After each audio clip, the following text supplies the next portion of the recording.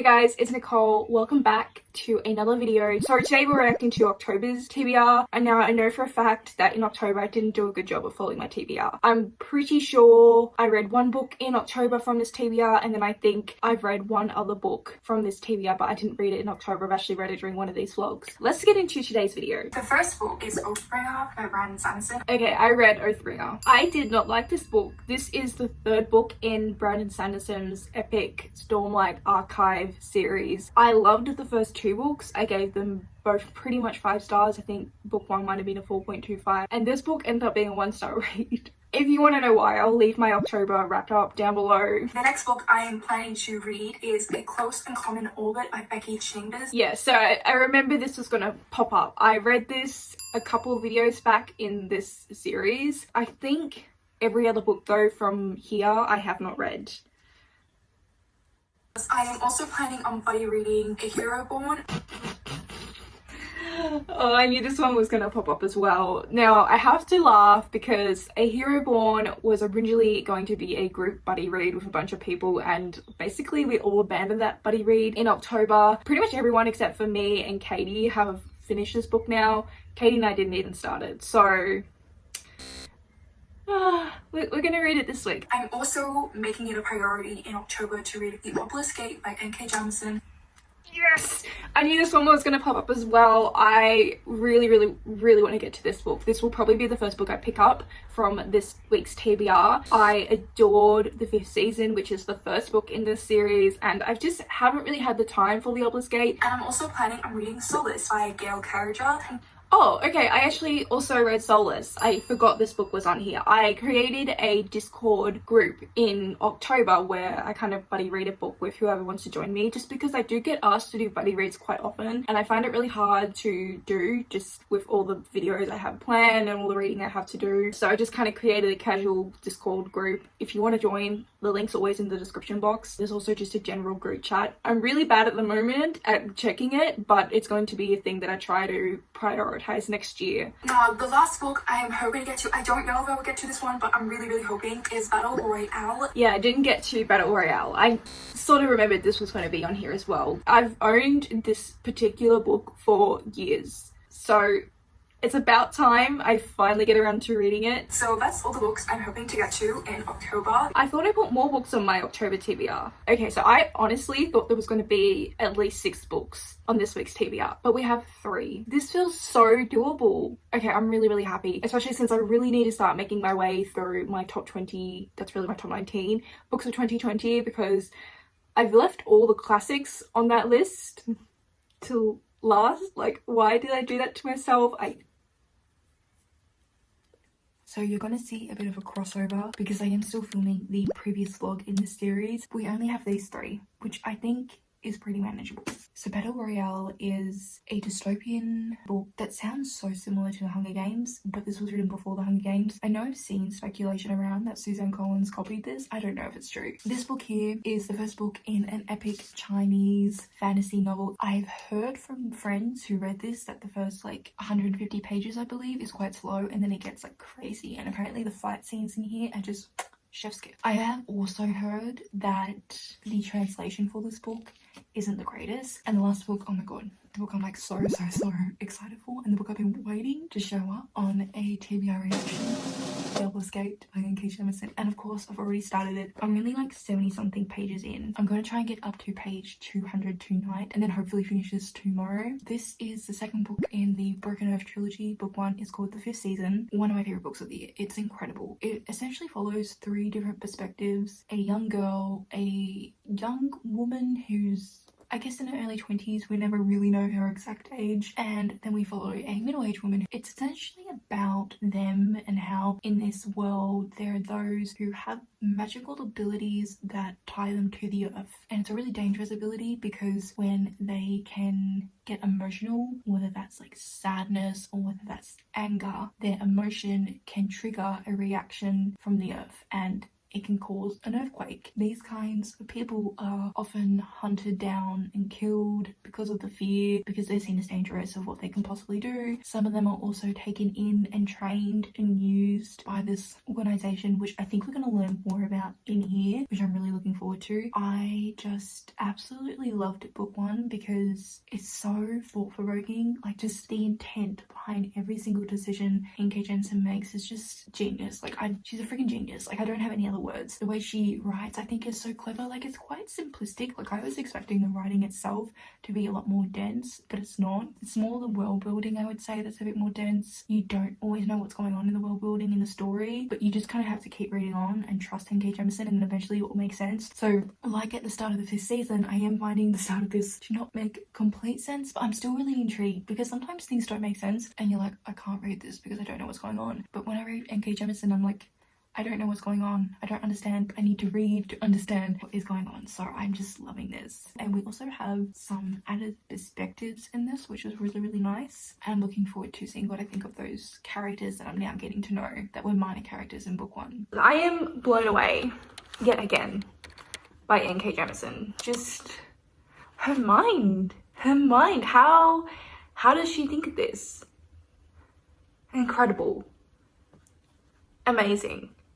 On another level to all of us. Like, I literally actually finished this book and I went back and read the last 100 to 150 pages all over again, just because I was like, wait, what did I just read? And that says a lot because I have so much reading to do at the moment, but I had to just go back and read it again because I was obsessed. The ending of this, just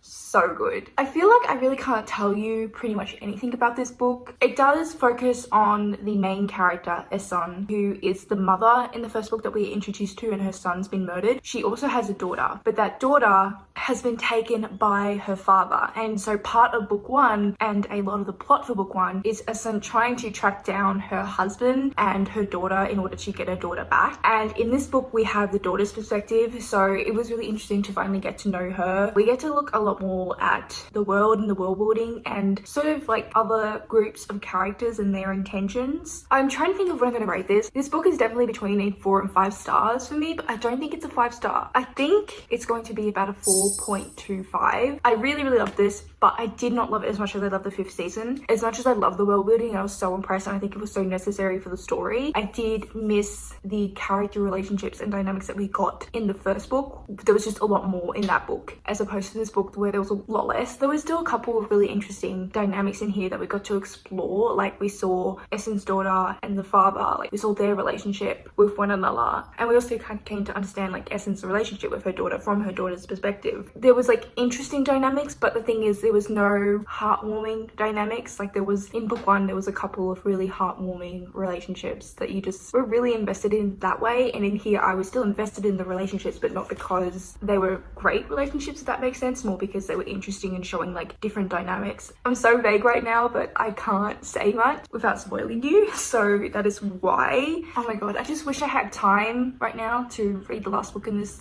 trilogy, but I don't. I have made a start on Battle Royale. I'm actually loving the story of this. I think the dystopian world is fantastic. I'm currently sitting at 217 pages. So we start off and all these kids on the school bus and they think that they're on their way to a school trip. All of a sudden they all start getting really sleepy on the bus and then they all pass out. They end up waking up in a classroom and they're all seated in their usual assigned seating, but it's not their school and it's not their usual classroom. And they find out that they have been the next group of students to be selected for, I don't even know what it's called. It's is it called Battle Royale? Just on the back it just says it's the government's like authoritarian program. So anyway, they're in this program, which essentially means they have to kill each other until there's only one survivor, and then that one survivor is the winner and goes free. I really like how they are forced to kill each other. That is so messed up to say. What I mean by that is they can't get away with hiding or running away or just like avoiding doing the killing. First of all, they're on this island, so they can't escape the island. They have these collars around their necks, these metal collars that are used to track the students, but they also will blow up the students' heads. So what happens is, this is what I like, okay? This is map. Over the course of the program, the people organizing it will shorten the areas, so there will be like dead zones, and they're not allowed to go to like, just say like this area. And if they do go into that area, or if they stay in that area after it's been announced that they're not allowed in that area anymore, then their collars will blow off their heads. What happens is, as more people are killed off, area condenses and gets smaller and smaller, so they're forced into each other's space where they're going to kill each other. So it's just really, really intense. There's also like a countdown of like how many students are being killed, so you can see there 25 students remaining. We started off with like 42, only just over 200 pages in, so we've had so many students killed off so fast, which is what I also really like. The pacing is just so good. Like, I keep complaining at the moment in my previous vlog, which I'm still in the middle of filming, that the Wise Man's Fear is just like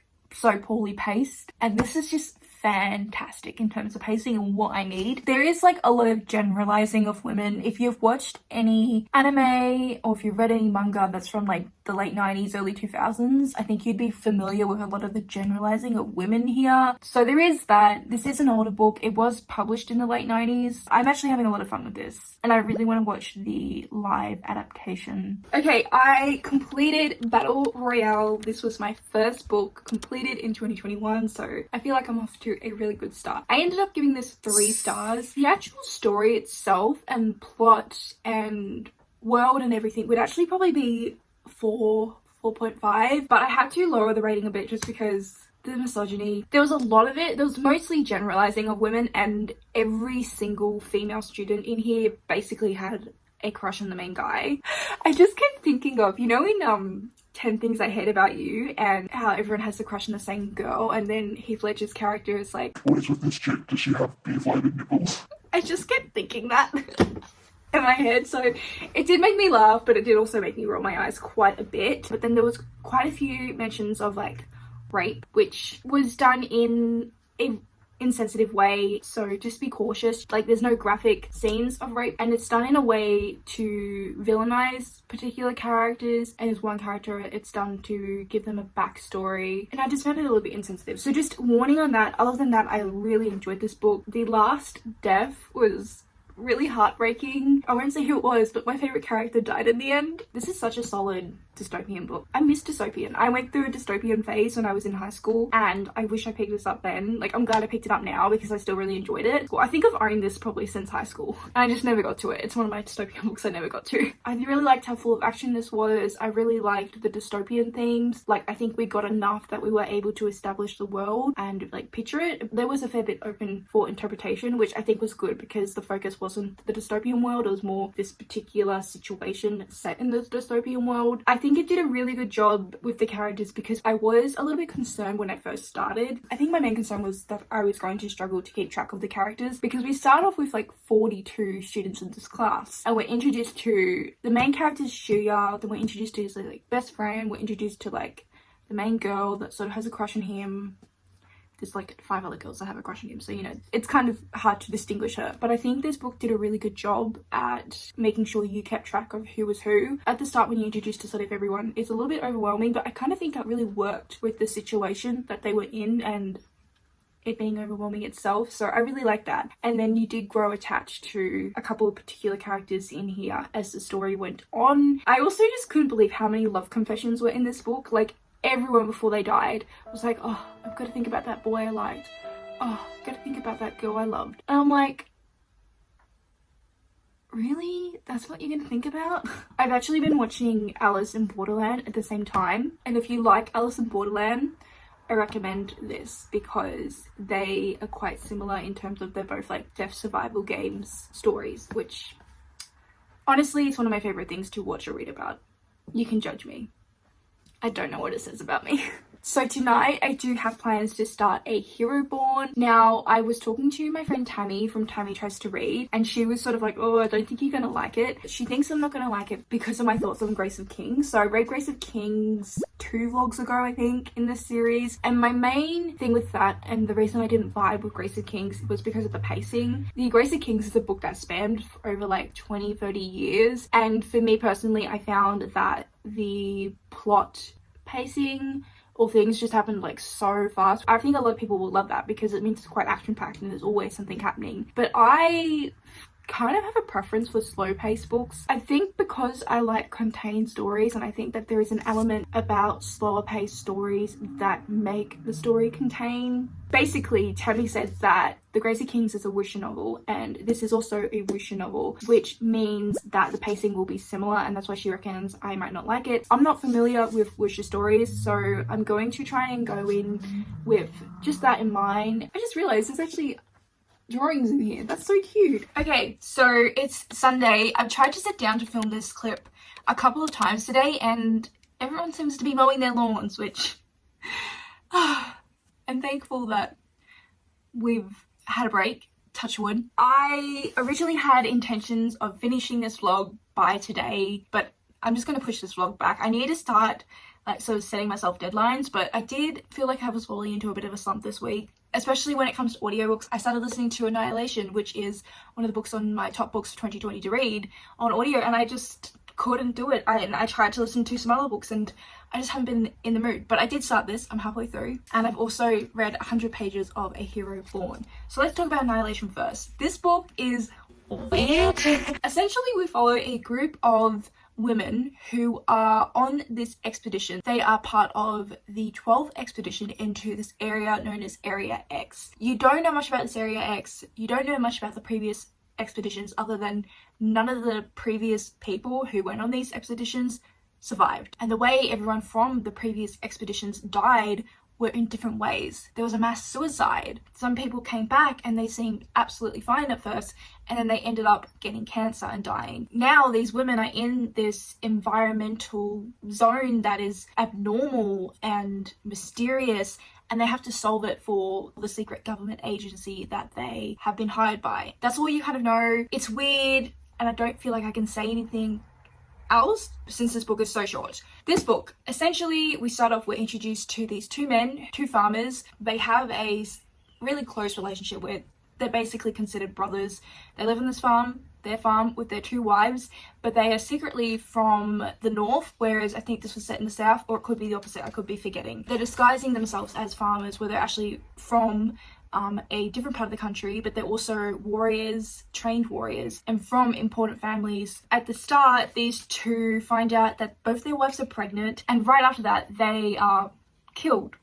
Now the story is becoming more about the wives and people trying to take the wives in so that when they have the children, those people can raise the children a certain way to become warriors, but to also use them politically. There's a lot of like political setup. Having heard from friends that the two children that are born, though I think one of them, or maybe both of them, I'm not sure, becomes the main character. So at this point in the story, I haven't even met the main character. It's just a lot of setup here, which I'm liking. I think because I went into this knowing how the story was going to be told and the narration style and just the storytelling in general, that I went in with the right expectations, knowing what to expect, and I'm liking this. Again, I tried to actually pick up the audiobook for this as well, and the narrator almost put me to sleep. I couldn't do it. It's just been one of those weeks. I just feel like I'm in an audiobook slump, and then it just is making me feel slumpy in my physical reading as well, because I feel like I do get a lot of audiobook listening done a lot, and it just hasn't been happening. I have a package that arrived in the mail. I think it arrived in the mail yesterday, and I was saving it to open up on camera, and then I had this morning the live show for The Girl in the Tower, which is part of a read-along that I'm currently co-hosting, and Erin from Booked and Busy, who was another co-host, was like, Nicole, you got a package, didn't you? And I was like, yes. So like, I think this is from Erin, and I have to open it now.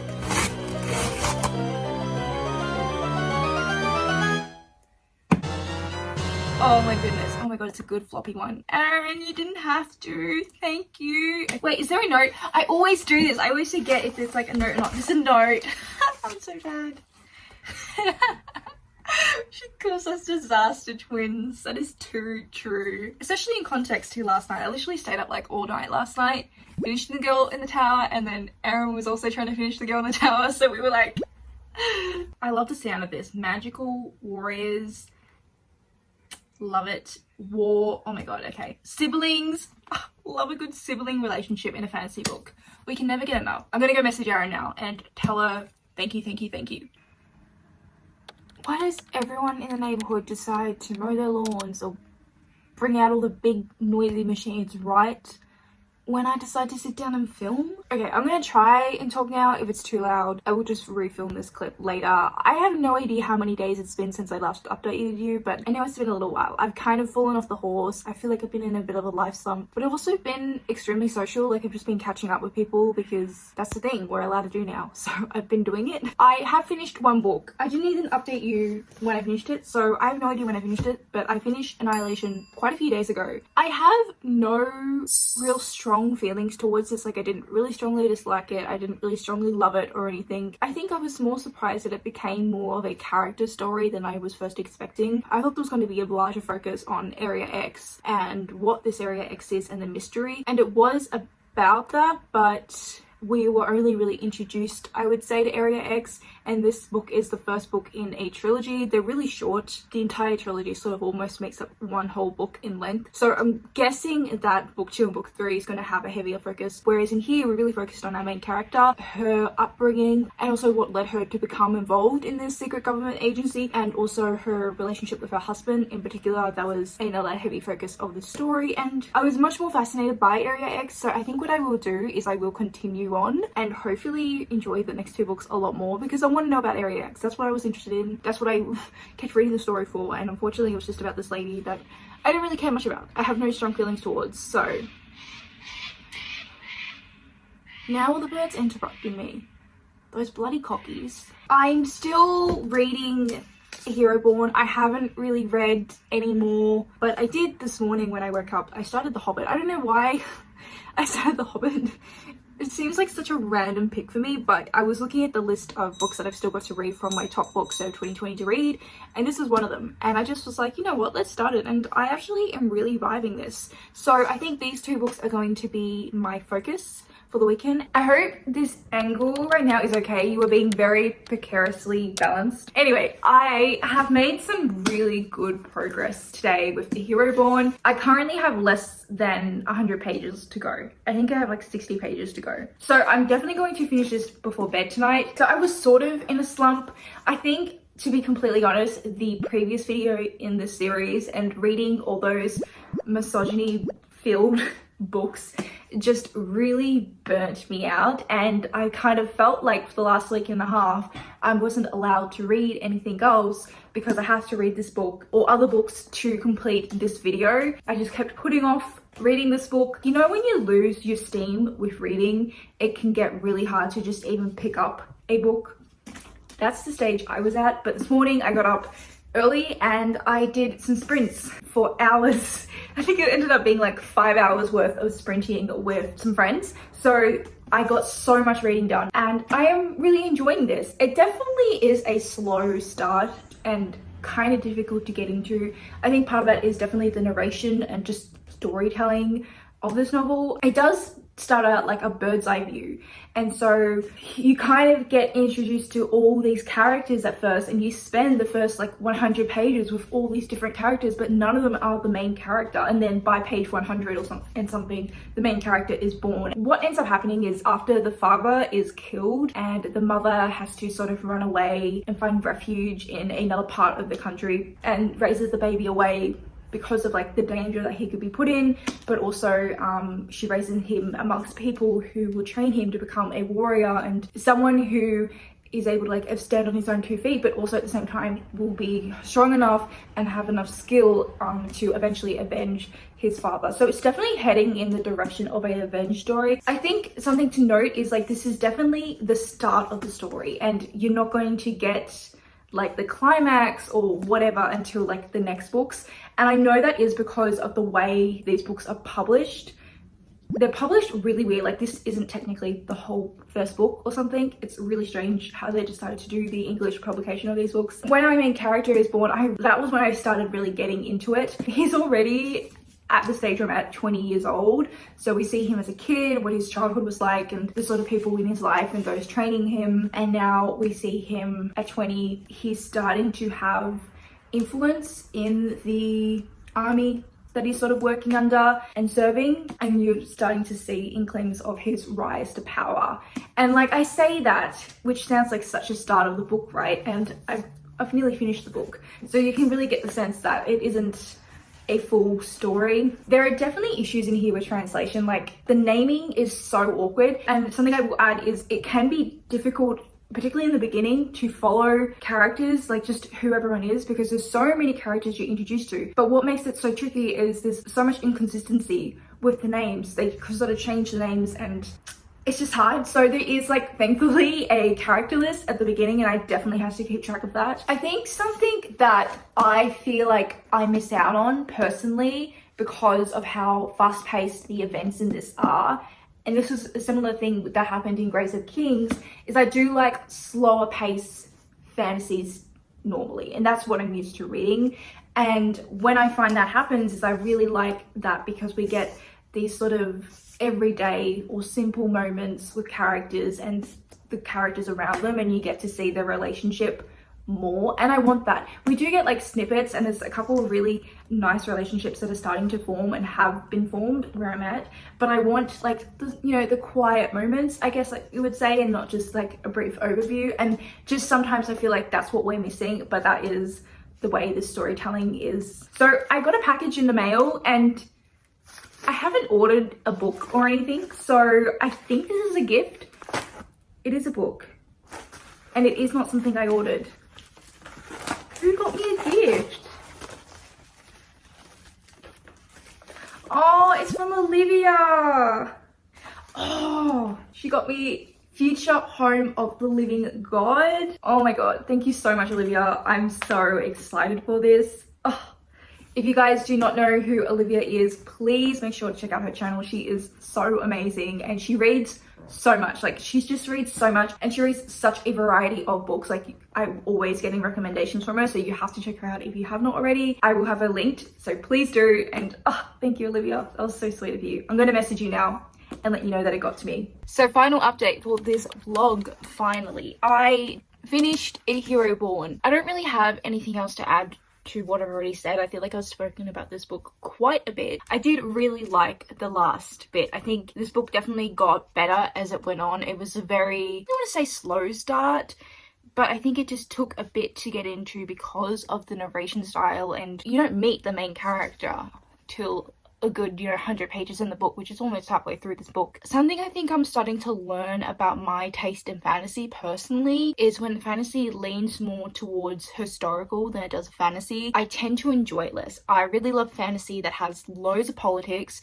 and something about this book was it was definitely heading towards getting a lot more political towards the end. So it does make me excited to see what the sequel to this book has in store. And I also love fantasy that has a lot of magic, and this didn't really have any of it. Definitely glad I read this. I think also I want to point out that I probably didn't pick it up at the best time. I'm feeling a bit meh with my reading at the moment. I've had a lot of 3-star reads. Like, 3 stars is a good rating, but I feel like there's been a few books where I've generously rated them 3 stars, like Eye of the World, whereas if I read it at a different time, maybe I would have liked it less. And the same with like Battle Royale, although I did really enjoy that one, although it had its problems. I just feel like it's been a while since I've read a book that I've absolutely loved.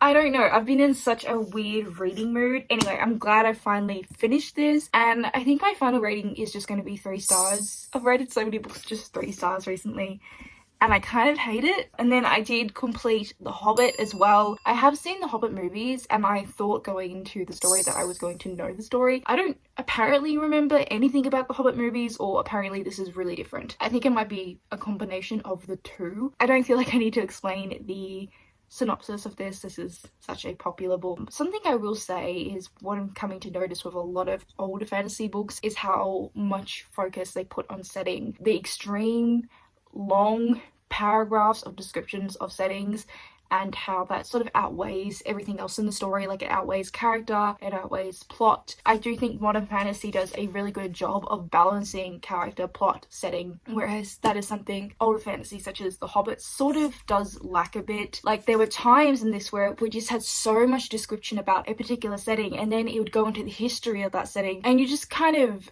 get a little bit lost and you just want to focus what is currently happening in the story. My favorite part in the story was definitely when we saw Gollum. I thought that was so well done. That was one of the moments in this book where we were really in the moment, and it was delivered in a way where I just, you know, wanted to keep reading. What I found with a lot of the other delivery of the story was it was a little dense and just tiring.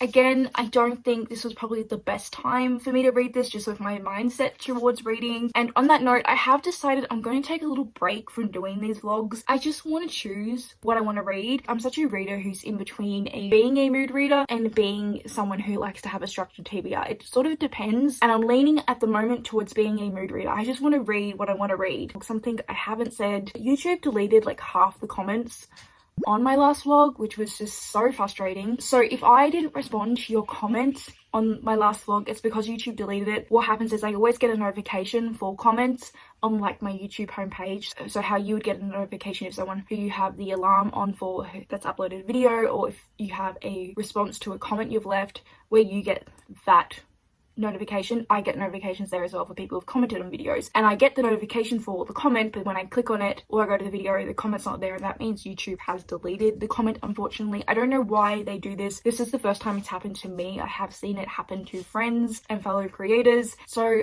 thank you so much for taking the time to watch the video and comment. It really does mean a lot when I get those comments, and I'm so sorry I can't respond or thank you individually, but please know that I did get to see it, or like at least the preview, so I do know who commented, and thank you so much. Like I was saying, I am going to take a break from doing these vlogs. I do only have 2 TBRs from 2020 left to go. So I have my November and I have my December TBR. I will definitely be doing at least one of those videos in Feb. Hopefully both of them. I just don't want to make any promises just because I am about to get quite busy with like life and stuff. So that is it for this video. If you have made it this far, put the sleepy emoji. That is me right now. So leave that. Anyway, thank you so much if you have made it this far. I really hope you're doing well and that you're enjoying whatever you're currently reading, and I hope to see you next time. Bye!